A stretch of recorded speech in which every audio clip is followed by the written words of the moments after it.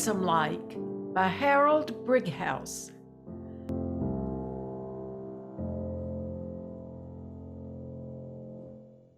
Our play is set in a cottage in a Lancashire village in the early 20th century. The characters speak the dialect of this northern English region and make use of terms such as clem, to mean starve, and workhouse, to mean poorhouse.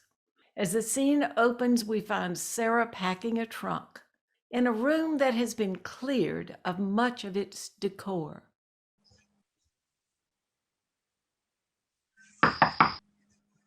Who's there? It's me, Mrs. Ormond, Emma Brierly. Come in, Emma lass. That's kindly welcome. It's good of thee to think of coming to see an old woman like me. Oh, no to the sword, Miss Ormond. The mill's just loosed, and I thought I'd step in as they were passing and see how thou was feeling. Oh, nicely, thank you. It's only my hands has gone paralytic, that knows, and a weaver's no manner of good to nobody without the use of her hands. I'm all right myself. That's the worst of it. Well, here, Miss Ormond. Is there naught I can do for thee? I don't know as there is, thank you, Emma. Well, I knows better. What we're doing there when I was a-coming in? Packing yon box? Aye. There's 2, 3 things I cannot bear thought of parting from, and I don't rightly know if they'll let me take them to the workhouse with me, but I cannot have them so with the rest of the stuff. Oh, let me help you. That's a good lass, Emma. I take it kindly of thee. They'll do with the packing a bit closer. I don't know as they carry safe on that road. I know it's my hands that sees, and it makes it difficult for me. Aye, I'll soon settle them a bit tighter. What's happened to thy looms, lass? Do not weave themselves when these here knows. Looms is all right. Factory stopped. It's Saturday afternoon. Oh, so 'tis. I'd clean forgot. I do forget the time of day, sitting here after day with naught to do. So that's all right. Then no need to worry about me. I got trouble enough of thy own. Aye, that right there, lass. There's none of us can like to think of going to the workhouse when we're old. Happen it'll be all right after Parson's coming to see thee. Aye, I know he is. I don't know, but I'm in hopes that he'll do something for me. I can never tell what them folks can do. Thou keep thy pecker up, Mrs. Ormond. That's what my mother says to me. I told her I were coming to see thee. Keep her pecker up, she says. It's not as if she'd been lazy or a wastrel. She says, Sal Ormond's been a hard worker in her day. She says, it's not as if it were thy fault. They can't help the hands be going paralytic. No, it's not my fault. God knows I'm game enough for work, old as I am. I always knowed I have to work for a living all the days of my life. I never was a saving sort. There's naught against thee for that. There's sooms can be careful of their brass and sooms can't. It's not a virtue, it's a gift. That's what my mother always says. She's right, oh. We never had a gift of saving, my man and me. And when Tom Ormond died, the club money I drew, went to his funeral and his gravestone. It weren't going to have it said he weren't buried proper. It were a beautiful funeral, Mrs. Ormond. Aye. I will say that. A beautiful it were. Never seen a better one. And I goes to all I can. I dotes on buryings. Are these next? Aye.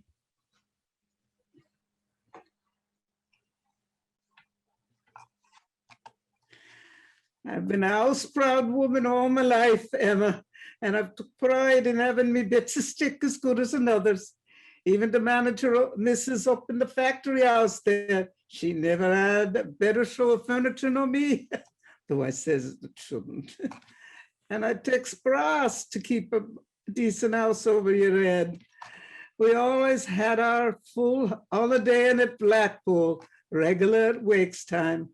Us didn't have no children or own to spend it on, and us spent it on ourselves. I always had plenty of good food in the house and never spent it on nobody. And Tommy liked his beer and his baccy. He were a pigeon fancier too in his day, wasn't it, Tom? And pigeon fancying runs away with a mint of money. No, somehow there never was no price to put in the bank. We was always spending up come wages night. I know, Miss Ormond. Maybe I'm young, but I know it's how it is. We works cruel hard in the mill, and when we plays hard too. It's small blame to us either. It's our own we're spending. Aye, it's a hard life, factory hands. I mind me many's a time the Warren bell went on the factory lodge at 5:30 in the winter's morning, and I craved another half hour in my bed. But Tommy got me up, and we was never after 6 passing through the factory gates all the years we were wed. There's not many can say they were never late. Work or clem, that were what Tom always told me the old bell was saying. And he were right, Emma. Work or clem, 'tis God's truth. And now the time's come when I can't work no more. But Parson's a good man, he'll make it all right. Oh, it were good of thee to come in, lass. A bit of company do make a world of difference. I'm twice as cheerful as I were. I'm glad to hear that say so, Mrs. Ormond. Is there aught else?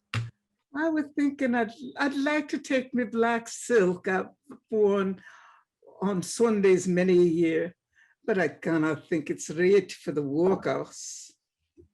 Oh, take it, Miss Ormond. I dearly love to. Thou sees I'm not in debt, no, but chairs and table for pay for, and I don't like thought of leaving out what I'm greatly fond of. You don't, Miss Ormond. They tack it. Where is it? I'll put it in. There's lots of room on the top. It's hanging there behind the door. I gotta go and got it out to show Parson. I thought I'd ask him if it was proper to take it, if I've got to go. My best bonnet is with it, I know. I'll put it in. I'm being a lot of trouble to thee, lass. That's not. Neighbors must be neighborly. Place don't look like much, and that's a fact. The furniture's been going bit by bit, and there ain't much left to part with now. Never mind. It'll be all right now Parson's taking the oath. I'm hoping so. I am hoping so. I never could abide the thought of the workhouse. Me has been a hard-working woman. I could never fancy sleeping in a strange bed with strange folks around me. And when the matron says, do that, I'd have to do it. And when she says, go there, I'd have to go on and where she told me to. Me has always held me head up high and gone the way I please myself. It's a terrible thought, the workhouse. Now, sure that's all? If I hadn't forgot me neat caps, I suppose they'll let me wear it on yonder. I don't rightly think I get me proper west without my neat caps. Oh, they'll let thee wear them all right. I'll go get them.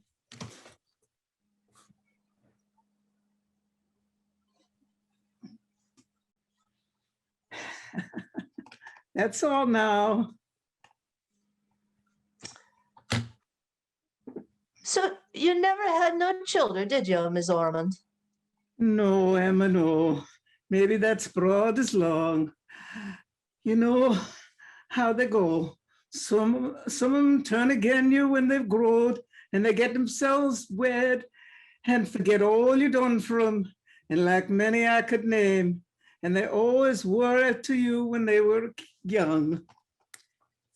I'm getting wed myself soon, Miss Ormond. Oh, I know, Emma. Thou not one of those graceless good for noughts. Thou never forgets thy mother.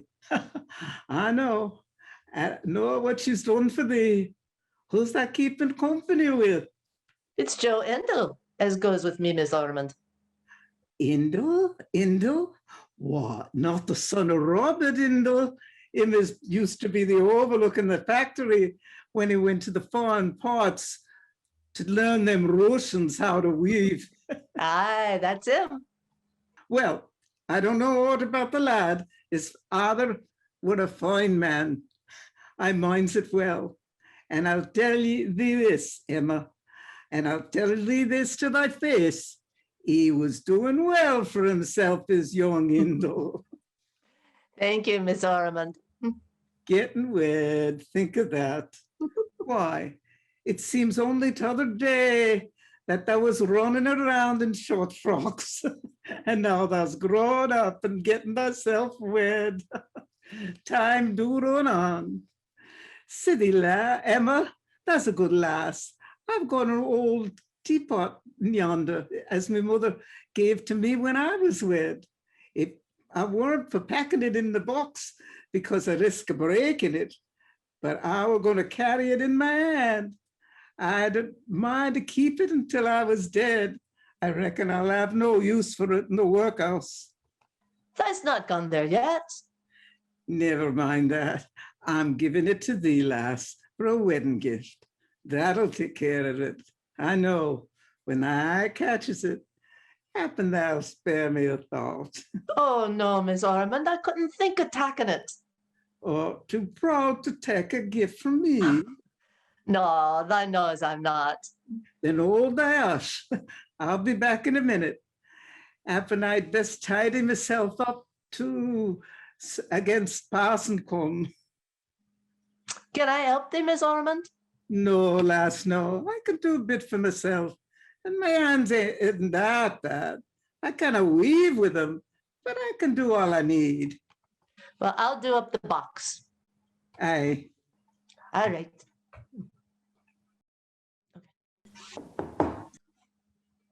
Who's there? It's me, Sam Horrocks. What does thou want? I want a word with you, Emma Briley. I followed thee up from factory and I've been waiting out there till I'm tired of waiting. Well, I better come in. I haven't time to talk with you at the door.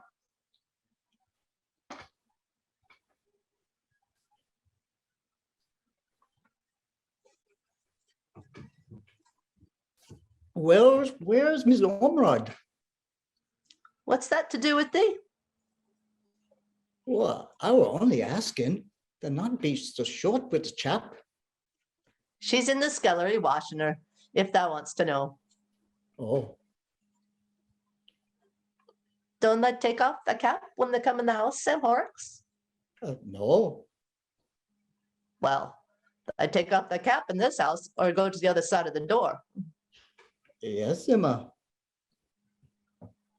Well, what dost thou want? Not. But thou art a greatly wench. What's that to do with thee? Not. Then just thy mind thy own business and don't pass compliments behind folks' backs. I didn't mean no harm. Well, It's a fine day, isn't it? For the time of year. aye, A very fine day. aye, It's a damn fine day. aye, Dost know my house, Emma? aye. Whatever in it? Oh, not since thy mother died. No, I suppose not. Not since my mother died. She were a fine woman, my mother, for all she were bedridden. She were better than her son, though that's not saying much neither. No, but thou dost mind my house, Emma, as it were when she were alive. Aye, I've done a bit at it since them days. Got a new quilt on bed from Co-op. Red and it is, with blue stripes down her. aye. Well, Emma? Well, what? What's thy house and thy quilt to do with me? Oh, not. That doesn't help a fella much neither. What's thy getting at, Sam Horrocks? Thou's got a tongue in thy face, hadn't I? I suppose so. I don't use it much, though.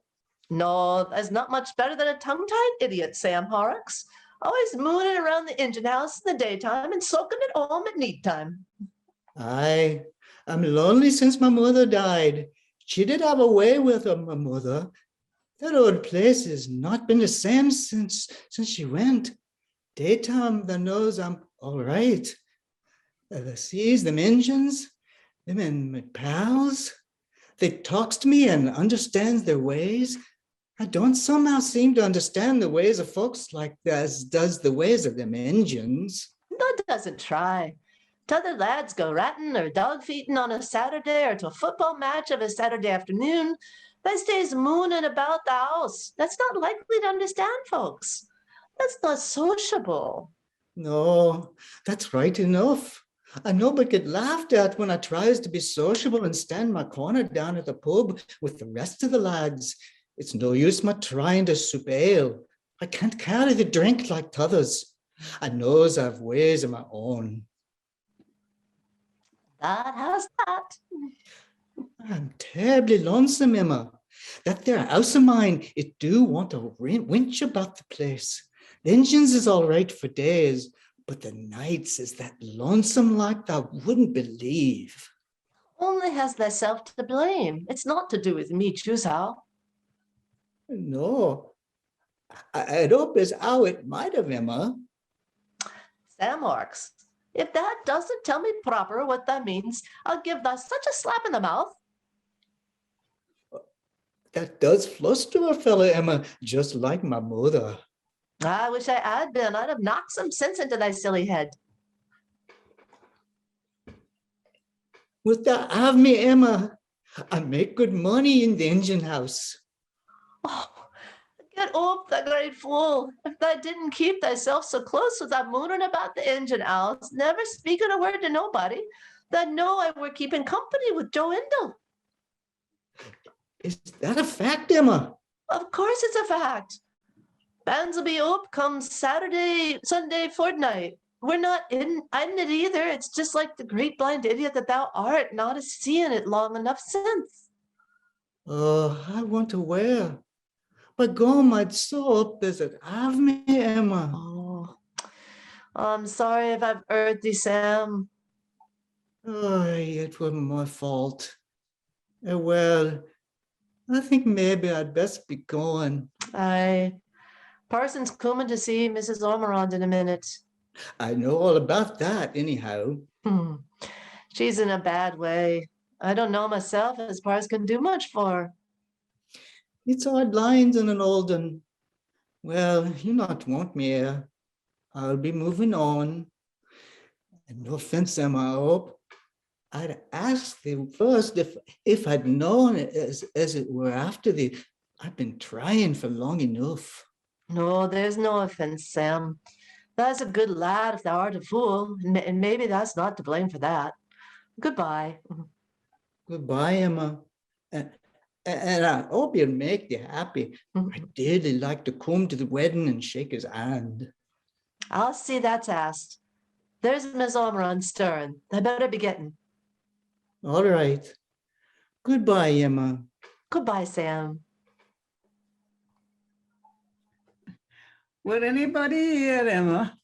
I thought I heard someone talking. Only me hearing it ain't what it used to be. I wasn't sure. It were Sam Horrocks, Mrs. Ormond. Young lad, old sad Horrocks that died last year. And he isn't right in his head. Aye, he's been asking me to wed him. In my house? There's impertinence for thee. And that promise to another lad and all. I'd have set him about with a stick, Emma. Oh, you didn't know about Joe. It made me feel cruel to have to tell him. He'll get over it. Some lass will take him. I suppose so. Well, there's the teapot. Oh, it's beautiful. Beautiful it is, Mrs. Ormond. Aye, it's a bit of real china, it is. They'll take care of it, lass, won't they? Ah, I will and all. Aye, I know it's safe with thee. Maybe safer than it would be in the workhouse. I cannot think well of yonder place. I go cold all over at the thought of it. That'll be the parson. Go and look out through the window first and see who 'tis. Ah, it's not the old parson. It's one of them young curate chaps. Well, come away from the window and sit down. It won't be good to seem too eager. Let him knock again if it's not the old parson. Come in, who thou art. Doors on the latch. Good afternoon, Mrs. Ormerod. Good day to thee. I'm sorry to say that Mr. Blundell has had to go to a missionary meeting, but he asked me to come and see you in his stead. That's welcome, lad. Sit thee down. No, I won't sit. I cannot stay long. Just as thou likes. It's all the same to me. How is it with you, Mrs. Ormerod? It might be worse. I lost the use of my hands and they're taking me to the workhouse. I'm not dead yet, and that's something to be thankful for. Yes, Mrs. Ormerod. The message I am to deliver is, I fear, not quite what Mr. Blundell led you to hope for. His efforts on your behalf have unfortunately failed. He finds himself obliged to give up all hope of aiding you to a livelihood. In fact, I understand the arrangements made for your removal to the workhouse this afternoon must be carried out. It seems there is no alternative. I'm grieved to be the bearer of bad tidings, but I am sure you will find a comfortable home awaiting you, Mrs. Ormerod. Happen I shall and happen I shan't. There's no telling how you favor things till you try them. Well, you must resign yourself to the will of Providence. The consolations of religion are always with us. Shall I pray with you? I never were much for praying when I were well off, and I doubt Lord would take it kind of selfish of me if I come crying to him now I'm hurt. He will understand. Can I do nothing for you? I don't know that I can. Thank you all the same. Well, I am privileged, with Mr. Blundell's permission, to bring a little gift to you, Mrs. Ormerod. Allow me to present you with this testament, and may it help you bear your cross with resignation. Yes, your poor hands, I understand. Thank you kindly. Reading don't come easy to me, and my eyes aren't what they used to be. I'll make the most of it. You will never read that in vain. And now, dear sister, I must go. I will pray for strength for you. All will be well. Good day. Good day to thee. That doesn't look so pleased with that gift, Mrs. Ormond. It's not a square thing of the parson, Emma. He should have come himself and told me. Looks like he feared to do it. I never could abide them curate lads. We don't want no great London gentleman down here. He don't understand us no more than we understand him. He means all right, poor lad. Silly Elmer. I've been a church-going woman all my life. I was brought up in the church, and many's the bit of brass they had out of me in my time. And in the end, they send me a fine curate with a twopenny testament. That's all the good you're going to get out of them folks. We had chapel at our house, and he didn't forget to let me know it too. But I don't say it's any different with the chapels. Neither. They get what they can out of you, but you mustn't look for nothing back. When the pinch comes, sakes alive! This clock going 3, my dinner will be nice and cold. What's that, lass? Does mean they're telling you there's been Clement all this time? I come here straight from the factory. And now doesn't move till something to eat. Oh, my dinner is ready for me at home, Miss Ormond. And look sharp and get it, thou silly lass. There's no right to go up with thy bagging. All right, I'm off. Has been a world of comfort to me, Emma, and thou art harder to bear when thou's gone. The thought is too much for me. Alas, I'm feared the great yon gaunt building with the drear windows. Up and me mother will come in. That'll do a bit of company. I'll ask her to come and fetch thee a cup of tea by and by. Who's there? It's only me, Miss Ormerod. I do declare, it's that Sam Horrocks again. Sam Horrocks? What can the lad want after now? Hast thou wiped thy boots on the scraper?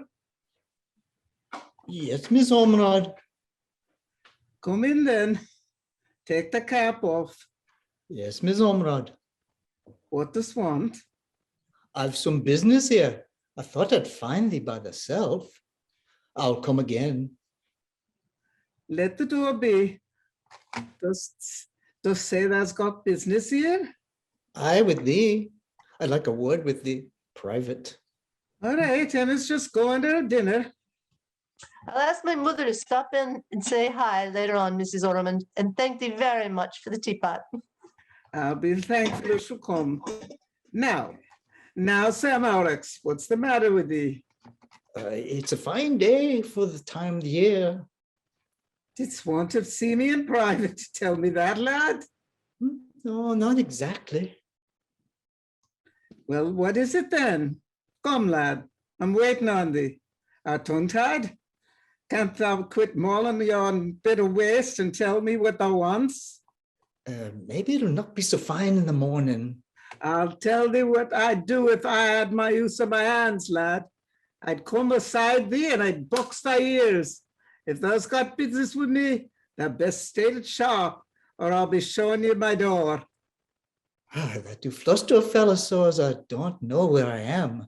I've not been nagged like that there since my mother died. I've heard folks say Sal Horrocks was slick with her tongue. Aye, she were that. Rare talker she were. She'd lie there in her bed all day as it might be in yon corner and call me all the names she could put her tongue to, till I couldn't tell my right from my left. Wonderful spirit she had. Considering she were bedridden so long, she were only a little and crippled and all, but by gum, she could sling it at a fellow for tea went brewed to her taste. She'd talk a donkey's yet off, she would. And I'll talk thy silly head off if all thou don't get sharp to telling me what thou wants after in my house, the grazed idiot. Yeah, but she were a rare one. The lad's daft about his mother. Wonderful bright sky 'tis today. A great hunk of fool. I'd take a broomstick if I had the use of my hands. Now, if that isn't just what my mother used to say. Dang thy mother. And I don't mean no disrespect to her neither. She'd been in her grave this year and more, poor woman. I cannot help thinking to her all same, but she were wonderful. I'd be wonderful too. I'd talk to thee. I'd call thee as if I were thy mother. I'd live aside thee night and day. By gum, but I wish they would. Would what? Would come and live along with me. That great fool. What's mean? I'd asking me to wed thee. I didn't mean to offend thee, Miss Ormerod. I'm sorry I spoke. I always do wrong thing. But it did so up as thou might come. The Caesar got used to mother. I got used to hearing her cuss me. I got used to doing for her and have naught to do in the evenings now. It's terribly lonesome in the night time. And when notion come to me, I thought as I mentioned and to be casual. Dost mean it, Sam Horrocks? Dost thou know what thou saying? Is thou fooling me? Of course I mean it. The Caesar not a marrying sort. The lasses won't look at me. I'm silly Sam to them, I knows it. I've a slate loose. I shan't never get wed. I thought I'd maybe have a chance with yon lass as were with thee, but you told me I were too late. I always was slow. I'll have to ask him too long, and I've missed her. I gets good money, Miss Ormerod, but I cannot talk to a young wench. That makes me hot and cold all over. And when the curate told me as the was to go to workhouse, I thought I had a chance with thee. I knowed it weren't a big chance because my place ain't much top after what this you've been used to here. I've got no fine fixings, no big chairs and things like that as they used to have. But I would have loved to do for thee as I used to do for my mother. And when I heard the talking now and calling me a fool and the rest, by gum, I just yearned to have thee for all this. That fill a place wonderful well. I just love to adopt thee. To adopt me? Aye, for mother. I'm sorry they can't see their way to let me in. I didn't mean no offense. Lad, that tell me's this. If I'd said I might take me for thy mother, what would have done? Why, kiss thee and taking thee up in my arms home to bed. It's standing ready in yonder with clean sheets and all, and a new quilt from Co-op. I hope you'll pardon the liberty of mentioning it. A new quilt, Sam? What's color? Red with blue stripes down her. I'm not a lightweight, I knows. I'd carry thee easy, strong in the arm and weak in the head. It's an old saying, but it's a good one and it fits. Wilt thou try, Sam, on it? God bless thee. Wilt thou try, lad? Dost mean it, Miss Ormerod? Dost mean they'll come? That's not kidding, no fellow, art thou? No, I'm not cutting. Kiss me, Sam, my son. By Yeah. gum, that were good. I'll come back for the box. Carry me careful, great loony.